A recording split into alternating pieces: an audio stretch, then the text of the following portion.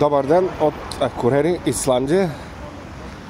Ето, това е, така да я наречем, главна улица, предимно туристическа. Това е модерна книжарница, има всичко вътре.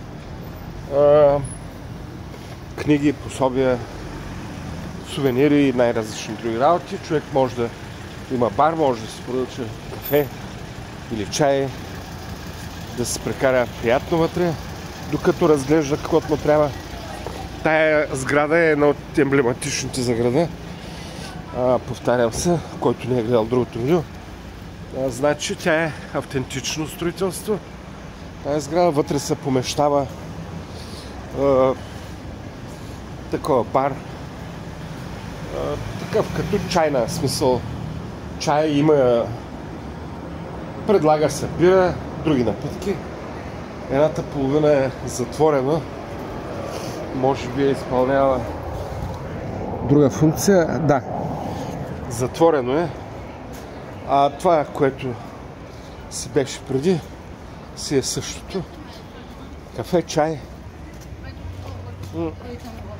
Ето. Който иска, може да седне навънка, за да може да диша чист въздух, или за тия, които пушат цигари, може да... Ето, приятна тераска. Не е студено времето. Сега не съм гледал, може би. Плюс 7-8 градуса, няма вятър. Тихо, спокойно.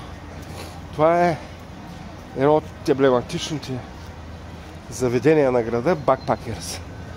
Ето, няма да влизам. Тук се пивахме с приятели понякога. Биричка приземно. Това е... Почти нищо не се е променило. Преди 7 години живеех тук 5 месеца. И почти без никаква промяна. Красиво, хубаво място. Ще продължа още малко. Значи, тук е магазин за вълнени изделия. Най-различни. Ще се върна след малко да си купя нещо. Нещо съм се решил. Значи това е такова къщичка, където продават сладолет. Сладолет тук е на голяма почва, дори през зимата. Тук на времето се продаваше индийска храна. Но явно бизнеса на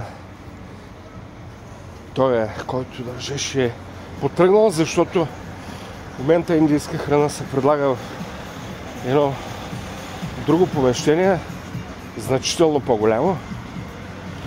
Явно върви бизнеса. Щом човека се разраства, нека да върви. Щом предлага хубави храни, индийски кухня. Тази сграда е общинска. Тук е нещо като съвет по нашето български, да го кажем. Това е нещо от рода на... То не е точно барове. Такива барове за напиване тук няма. Има 2 бара, които работят до сутринта, нощни барове. Там може някой да се оттърве да се понапие. По принцип, те да седне някой през деня да пие само, такива неща няма. Може някой да спине 1-2 бирички максимум с обяда и до тук. Ето това беше преди обикновено такова бърза закуска. Сега малко са го модернизирали. Ето е общинската сграда. Това е фактически центърчето. Ландсбанк отсреща. Една от големите исландски банки. Те са 3. Другите са фалирали 2008 година. Ето индийската храна, която я споменах преди малко. И това е. Общо взето това е. Ето го центърчето. Това беше от Акурери. Приятели, благодаря ви за вниманието и до нови срещи. Чао!